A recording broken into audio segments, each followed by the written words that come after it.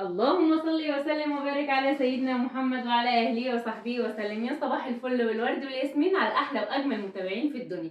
حبايب قلبي عاملين ايه؟ وحشتوني جدا جدا جدا. يوم جديد وفيديو جديد، والنهارده معناش روتين، النهارده بقى معانا ريفيو حلو قوي ومعانا مشتريات رمضان حلو قوي. في الفيديو اللي فات انتوا شفتوا ان انا لزقت الستيكر وكسرنا البوتاجاز مع بعض والتلاجة وغسلنا المطبخ من جوه ومن بره، الروتينات اللي فاتت. النهارده بقى معانا شويه مشتريات كده علشان نحضر بيهم شهر رمضان المبارك. كل سنه وانتم طيبين، ويا رب ينعاد عليكم الايام بالخير، ويكون رمضان ده احلى من رمضانات اللي فاتت. تحققوا فيه احلامكم، ربنا يعطيكم اللي نفسكم فيه. كل اللي انا محتاجاه منكم ان انتوا تدعوا لي اليومين اللي جايين دولت، ربنا يشفيني ويشفي ولادي، لان يعني في حد من ولادي تعبان، ابني تعبان شويه، ومش محتاجه منكم غير دعوه بس من القلب ان هو ربنا يشفيهولي ويخليهولي وما يضرني فيه ابدا. المهم بقى تعالوا نفرحكم، مش مهم اللي فات، تعالوا نفرحكم بقى بالمشتريات دي. انتوا شفتوا ان احنا عملنا كل اللي عملناه المره اللي فاتت، بس كان في كرتونه جوه مسقوره كده في الزق. كانت فيها ايه يا نهى؟ كان فيها شويه اطباق بقى وكوبايات علشان خاطر نحطها في المطبقيه بتاعتنا النهارده، علشان خاطر ايه؟ عشان خاطر رمضان. الاطباق اللي عندنا كده معظمها اتكسر. الطقم الاكروبار بتاعي اللي هو ده طبعا ما عادش فاضل منه غير كام طبق، لان الولاد كانوا بيدخلوا فيه حاجات في الميكروويف، وهو اساسا ما استحملش الميكروويف، نوع ما كانش يعني ايه حلو قوي. المهم ان احنا رحنا جبنا ايه شويه مشتريات كده. هرد على التليفون وارجع لكم تاني. التليفون رن، رحنا ردينا عليه ورجعنا تاني مع بعض. تعالوا ما نبتدي بالكرتونه بتاعتنا دي الاول، وبعد كده نشوف بقيه الحاجه. طيب يا نهى، انت جايبه الحاجه دي منين؟ هقول لكم كل حاجه بتفاصيلها. جايبه الحاجات الصيني ديت من محل اسمه البيت، بيت الصيني من طنطا. هكتب لكم العنوان يعني هكتب لكم العنوان والتفاصيل كلها في اول تعليق مثبت. جبت بقى ايه؟ جبت المجات الحلوه دي، ناخد عليه فلامنكو، وده صغير يعني 3 كبار وواحد صغنن، عشان البنوت الصغيره، وواحد ليا وواحد لابني وواحد لبنتي. دي بقى بتاعت الصوصات، تمام كده. ودي برضو 2 فراش على بتوع الصوصات. وكمان جبت معايا البولات الصغننه دي بتاعت الزبادي، هم متسخين جدا، هيدخلوا دلوقتي الغساله. بس نتفرج ونشوف الاول، وبعد كده نقول هنعمل ايه. اهوت كلهم نفس الشكل اهو.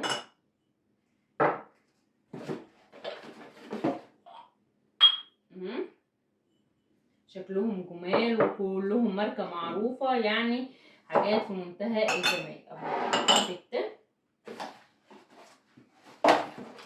طبعا هو لففهم كويس جدا بالورق علشان خاطر ما يتكسروش مننا واحنا جايين في السكه.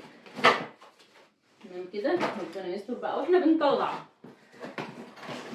بعد كده برضو جبت ايه البولات الصغيره دي برضو للصوصات والسلطات والمخللات، 3 همت. طبعا انا كل فتره بجيب، يعني مش بحب اجيب الطقم على بعضه من الصيني او من الاوكروبار. بصراحه بيبقى في حاجات كتير انا مش محتاجاها، وفي حاجات ببقى عايزه اكملها، فانا بحاول ان انا اوفق طقم على بعضه، مش شرط يكونوا نفس الشكل، بس ايه بحب اجيبهم صيني، اللي هو الفرداني ده، او اللي هم بيتباعوا بالطبق يعني. كل حاجه طبعا وليها سعرها، يعني الصوصات بيبقى لها سعرها، الاطباق الصغننه دي او البولات الصغننه دي ليها سعرها، وكمان البولات دي جايباها كده عشان كل واحد يبقى ايه ليه طبقه كده على السفره. كل حاجه طبعا ليها سعرها. انا طبعا جايباهم بقالي دلوقتي اكتر من شهر، بس ركناهم. طبعا ما فيش حد فينا بيروح يجيب حاجه رمضان او بيجهز رمضان في يوم وليله، اللي هو النهارده هروح اجيب كل حاجتي. لا، انا معوده نفسي ان انا قبل رمضان بشهرين 3 كده اروح كل شهر احوش مبلغ واروح اجيب بيه حاجه انا عايزاها او نفسي فيها. طبعا يعتبر احنا مش بنجدد الحاجه الا في شهر رمضان تقريبا كده، يعني كلنا نفس هذا النوع. فحوشت بقى وكان معايا المبلغ، وطبعا جوزي كمل لي على الفلوس اللي معايا عشان جايبه كميه كبيره، والطبق دلوقتي مش غالي، اقل طبق دلوقتي تقريبا يعني بتاعت الصوصات ديت لوحدها ب20 جنيه، اقل طبق دلوقتي بقى ايه ب35 و45 وب50 على حسب الحجم وعلى حسب الشكل كمان وعلى حسب النوع. يعني ده اف ام اللي هو فتحي محمود، يعني ايه حاجه نظيفه جدا. اهو جبت كمان الاطباق المفروده دي اهمت. وبعد كده جبت الاطباق بقى ايه بتاعه الرز الاكبر منها، وحاولت اخليهم ايه يعني يكونوا تقريبا كده نفس الشكل بتاع الاطباق التانية. دي بقى اطباق الرز، اطباق مكرونه يعني كده اهوت. وكمان جبت البولات الكبيره دي بقى بتاعه السلطه، بتاعه الشوربه، بتاعه الطبيخ بقى، البسله، رز، يعني زي ما انت عايزه توظفيهم وظفيهم اهوت. بعد كده بقى جبت ايه، جبت 6 بقى من دول اللي هم ايه انا دول اطباق بقى تنفع غرف بقى مكرونه رز، برضو لو عندك عزومه او اي حاجه يعني هتغرفي كميه هتستعملي ايه الحجم ده. لو لاولادي يعني بستعمل لهم الحجم ده تمام كده. والحجم ده الصغير يعني مثلا هغرف لهم رز في الطبق ده، هغرف لهم مثلا اي خضار هغرف لهم في الطبق ده. ده طبعا سلطات بقى، مخللات، اي حاجه. ده بقى شوربه مثلا، لو شوربه بتحطي فيها يعني انت بتعرفي توظفيهم يعني بمعنى اصح. دول بقى لو عندي حد ممكن اطلع فيهم مثلا حلويات، جاتوهات، عندي ضيوف وكده تمام كده. هما بصوا هما ما لقيتش نفس الشكل كلهم الستة، يعني ايه في واحد ممكن يكون متغير لونه شويه، بس مش فارقه معايا كتير. المهم نوع الطبق وخامه الطبق. اهو جمال جدا عاجبيني جدا بصراحه، ونوعهم وخامتهم حلوين جدا. انا كنت الاول بجيب من اسكندريه من العجمي ايام ما كنت بروح الشقه بتاعتنا في اسكندريه يعني، بس السنه دي ما لحقتش اروح قبل رمضان او الظروف ما سمحتش. فجبت بقى من هنا، لقيته وانا ماشيه انا وجوزي كده بالعربيه فوقفت واتفرجت عجبني واحنا جايين. جبت كمان 6 اكبر من دول، يعني الحجم ده يعني اكبر من دول. ده مثلا ممكن يكفي طفل صغير او اي حاجه، ده ممكن يعني حد كبير ممكن ان انت تغرفي له فيه. او لو حد اكبر بقى يعني هو عندك عزومه وعايزه تشكلي بقى طبعا خضار شيبسي الحاجات دي هتقدري تحطي فيها الحاجات دي. الحجم ده يعتبر جايبه من كل حجم من فوق بعضيهم كده، جايبه 6 من كل طبق. كل طبق 6. طبعا هم متوسخين جدا ووسخوا ايديا، هنحطهم طبعا مره واحده في قلب الغساله ونريح نفسنا. جبت بقى 3 اطباق من اللي هم المفروضين دول بقى، طلعي عليهم الفراخ، اللحمه، عامله حاجه حلوه وعايزه تطلعي بيها بقى في السهره كده، يعني كل حاجه بتنفع. جبت من دول 3 بس كفايه عشان عجبني حجم اكبر. زي ما انتم شايفين بقى اهو، جبت الشكل البيضاوي دولت الاتنين شبه بعض. عندي نفس الشكل دول بس طواجن مربعه عاليه شويه لو انتوا فاكرينها. ده ب65 جنيه مكتوب عليه اهوت، انما بقيه الاسعار والله انا مش فاكراها خالص، حتى كان معايا ورقه بالاسعار مش عارفه راحت مني فين. فده بقى ممكن اطلع لو عندي فرخه مثلا وهسيبها سليمه زي ما هي احطها، عندي لحمه وكميه احطها، يعني بينفع برضو. ممكن تستغليه في حلويات، يعني كل حاجه في بيتك بتنفع، مفيش حاجه اسمها مش بتنفع معاكي او مش بتستغليها. خلصت كل المجايب دي وجيت بقى على الاخر وقلت لجوزي لا انا عايزه بقى صينيه من بتاعه البيتزا. ايوه انا عايزه صينيه من بتاعه البيتزا كده اعملها اهيت واطلعها كده، يعني اقدم فيها كده للولاد وليكوا تبقى شكلها حلو. يعني شكل البيتزا ده عجبني جدا جدا بالشيف ده. المهم يعني ان انا هسيب لكم كل التفاصيل بتاعه المكان ده، العنوان طب تيجوا اوريكم شكل الصفحه بتاعته عامله ازاي والحاجات اللي موجوده فيها عامله ازاي. دقيقه واحده هجيب تليفوني واجيلكم على طول. طبعا بغسل ايدي، غسلت ايدي طبعا عشان قبل ما امسك التليفون لان ايدي متدربه جدا. تعالوا بقى اما نشوف الصفحه بتاعته اهيت، مش عارفه هي واضحه ولا لا، استنوا اهوت. لو انتوا واخدين بالكم اسمه بيت الصيني ان هوم اهوت، ما شاء الله اهو. طنطا شارع سعيد مع المعتصم امام اهو، ده العنوان. شوفوا بقى عنده الفازات بتاعه الفنادق، عنده انا بس كل خوفي ان انا ما بقاش ايه اهو.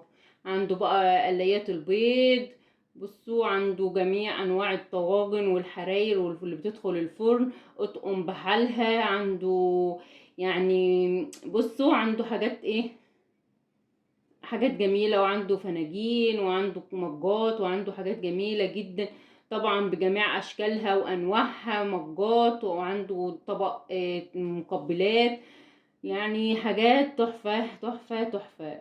ادي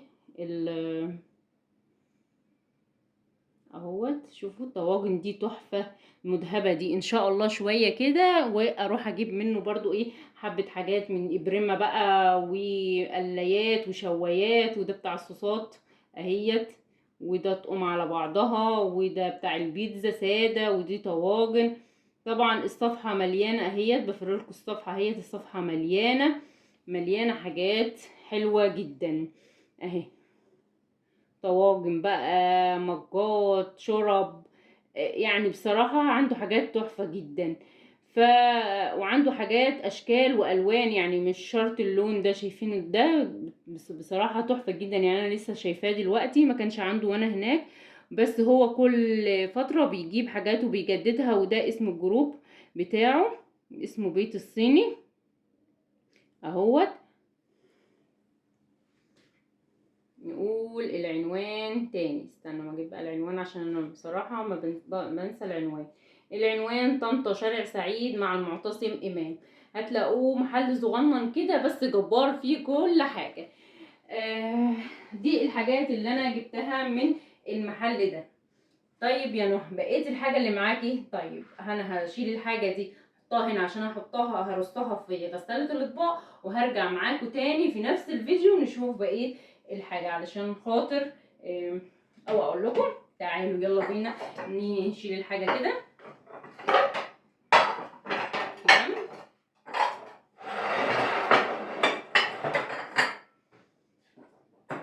اهيت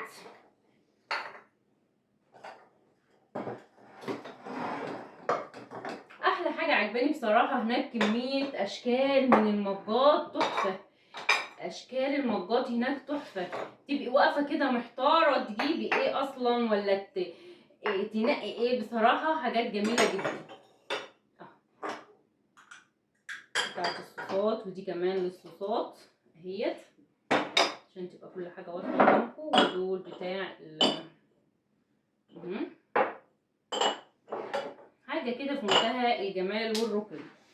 تعالوا بقى ما نشوف بقية الحاجات اللي احنا جايبينها. جايبة ايه نوع ديت، جايباها من هنا من محل من هنا من البلد زيوتلا. كنت بجيب حاجة يعني كنت بجيب الستارة اللي انتوا شايفينها معايا دي. انا بصراحة جبت ستارة وشفت شكلها فعجبني، فبقت ده بقيت الستارة اللي هي متعلقة معانا دي. فجبنا ايه زيوتلا بايه ب20 جنيه. نجيب بقى كرتونة عشان نحط فيها الورق.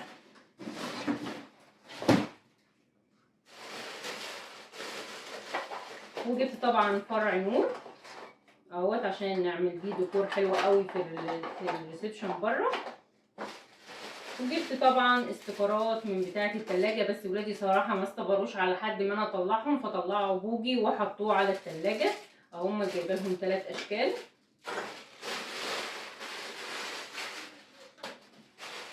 وكمان جبت الصينيه الخشب دي.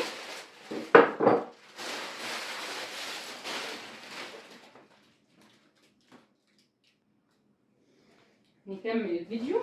اسفه ان انا بقطع كل شويه الفيديو، بس طبعا الولاد بره فكل شويه عايزين حاجه معينه. جبت بقى الصينيه دي العسوله دي علشان اعمل بيها ايه، اعمل بيها كوفي كورنر حلو قوي. بما ان الطقم بتاع السكر والشاي والقهوه بتوعي اخشاب اكليريك والغطا بتاعه خشب، فانا قلت ايه مفيش احلى من الصينيه دي اعملها كده زي ما انتوا شايفين كده. واخدالي الشاي والسكر والبن القهوه يعني اهوت للتلاتة كده.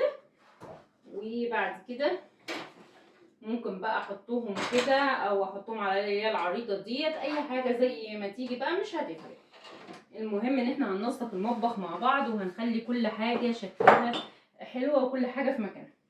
نفس الصينيه المكان اللي انا جايبه منه الصينيه جبت بقى برضو شويه مشتريات كده، يعني دي بتاعه المسحوق بتاع الاوتوماتيك بقى عادي اي حاجه. عجبني الشكل بتاعها كده، والجردل اللي عندي ان انا حاطه فيه المسحوق بتاعي اتكسر وما عادش حلو خالص ورب جدا، فجبت بقى اللي انتوا شايفينها دي. تمام كده، دي حاجه من ضمن المشتريات برضه. تعالوا اما نكمل، لسه معانا مشتريات تانية من نفس الجروب ده. وهقول لكم برضه الجروب ده فيه حاجات وفيه برضه اشكال صيني ومعاها حاجات صيني برضه. ديت بتاعت بدل او فساتين او جواكت بقى اهو، جميله جدا. طبعا اول ما هروق الدولاب بتاعي هحط فيه الجواكت طبعا عشان خلاص بقى الشتاء راحت عليه او الشتاء خلاص مشي، فانا ايه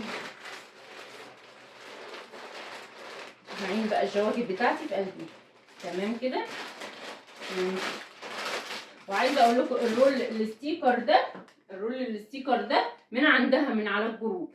واللي انا كنت حطاه اللبن اللي قبل ده اللي انتوا شفتوني في الفيديو اللي فات شايلاه اهو، ده بداله بامبا بينك اهو، بينك نفس الرول ده اهوت جايباه لاختي. وجبنا كمان من عندها المناديل اللي هي بتمتص، اللي هي بتتبل وتتغسل دي، اللي هي شديده الامتصاص اللي هي دي. وجبت كمان من عندها الاتنين دولت علشان خاطر بقى ايه نحط فيهم العصاير لرمضان كل سنه وانتم طيبين. هوريكم برضو الجروب بتاعها واقول لكم اسم الجروب واحط لكم لينك الجروب بتاعها برضو في التعليق المثبت، ونشوف وناخد لفه كمان في الجروب بتاعها.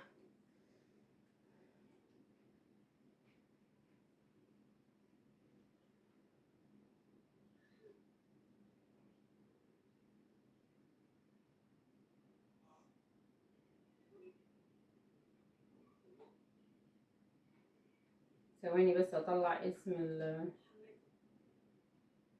الجروب بتاعها.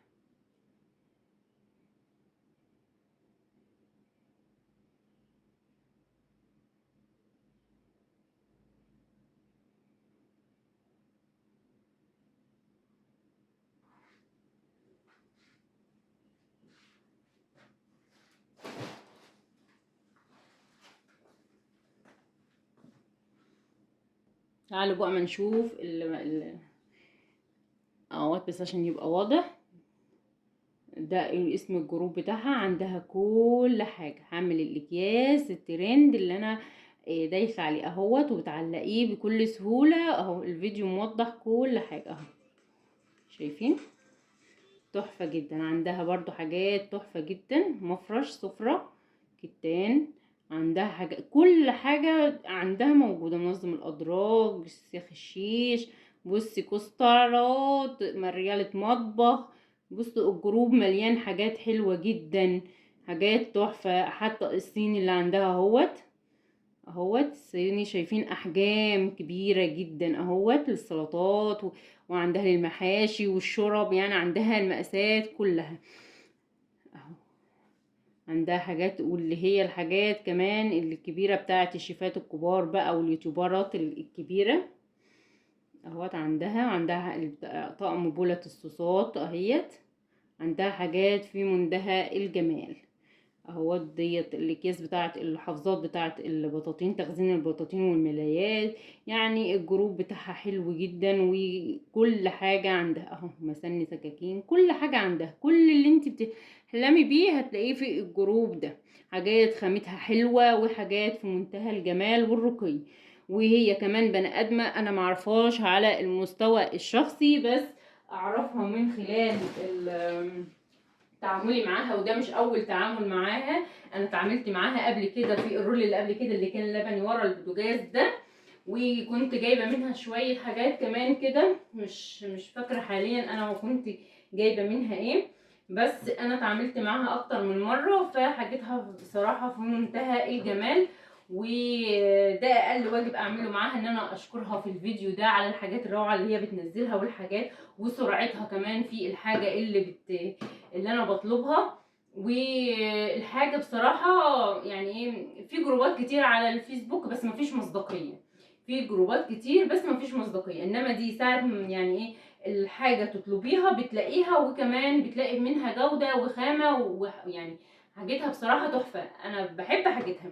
اما بقى عن الطقم الصيني ده، فانا زي ما قلت لكم العنوان بالظبط فين، وهسيب لكم العنوان، وهسيب لكم اسم الجروب بتاعه او الصفحه بتاعته على الفيسبوك، ويعني من الاستخدام بقى والاستعمال هقول لكم الحاجات دي بتطلع في غسالة الاطباق، الرسومات بتاعته دي ثابته ولا لا، وبتطلع في غسالة الاطباق ولا لا، وطبعا كل الحاجات دي بتدخل الميكرويف، دخلت الميكرويف يعني دخلت غسالة الاطباق، يعني مش هتبوظ باذن الله. وبعدين نعيش ونبوظ ونجدد يا احلى اخوات في الدنيا. يلا بينا بقى، تعالوا ما نشوف ايه تاني. ايه تاني بقى، ان انا جبت الستاره الحلوه دي زي ما انتم شايفين كده، بس انا ما اغير لكم الكاميرا عشان تشوفوا الستاره الحلوه دي. جبنا بقى ايه الستارة الحلوة دي بقى بمناسبة رمضان، طبعا فنانيس وحلاوة فنانيس بقى، فايه إيه فنانيس طبعا في ديت. ده كان مفرش يا جماعة ستان، ده مفرش ستان، وانا جبته وعملت له ايه الشريط بتاع الماسورة ده وعملته كده. طبعا هيقضي معانا رمضان، وبعد رمضان ايه هنشيله ونجيب ستارة طبعا تليق بقى بشكل المطبخ وبشكل الحاجات دي. اما بقى انا عايزه رايكم في الشكل الاندونيسي ده، حلو ولا نغيره باللون ده؟ حاسه ان هو عامل زحمه شويه في قلب المطبخ، قولوا لي بقى نغيره باللون ده ولا نسيب الشكل الاندونيسي ده لايق على المطبخ بتاعنا؟ خلاص كده شفتوا الستاره وشوفنا الشكل الاندونيسي، وطبعا احنا هنعمل مع بعض بقى كل حاجه في الايام اللي جايه الحاجات دي. طبعا زي ما انتوا شفتوا كده وقلت لكم على المكان بتاع الحاجات، ودي المشروبات اللي انا جبتها معاكم، ويا رب يا رب تعجبكم، ويا رب يتحقق كل اللي انتوا بتتمنوه، وما تشوفوش حاجه وحشه ولا في ولادكم ولا في مالكم ولا في حياتكم. كل اللي محتاجاه منكم دعوه من القلب كده، ربنا يشفي ابني ويعافيه يا رب، وما نشوفش فيه حاجه وحشه، واشوفكم في فيديو جديد وروتين جديد. وحاليا هتعملي ايه يا نهى؟ هشيل بقى الحاجات دي احطها في غسالة الاطباق، وبعد كده في فيديو تاني ما الغسالة تخلص بقى، عشان الفيديو طول قوي قوي كده، في فيديو تاني بقى هنرص الاطباق ديت مع بعض، وكمان هنحط بقى الكوفي كورنر، نشوف بقى مكانه هنا احسن ولا نسيبه هنا احسن. إيه طبعا مستنيه رايكم كمان في الكومنتات، وكل اللي بيحبني وكل اللي بيحب نهى يا رب دعوة بس كده ربنا يكمل الفترة دي على خير، عشان عندي مفاجأة ليكوا قريب كده، احتمال كده حاجة تزعلكوا، يعني مش حاجة تفرح، حاجة ممكن تزعلكوا كده. فأنا عايزة بقى ايه تشجيع وحماس وقوة كده في الفيديوهات اللي جاية، عشان نستمر مع بعض في بنشاط وحيوية وراحة بال في الفيديوهات اللي جاية. اشوفكم على خير، احلى واجمل اخوات في الدنيا، رب يسعدكم وينولكم كل اللي في بالكم، كل سنة وانتم طيبين، ويا رب دايما تكونوا في احسن حال وخير. مع السلامة.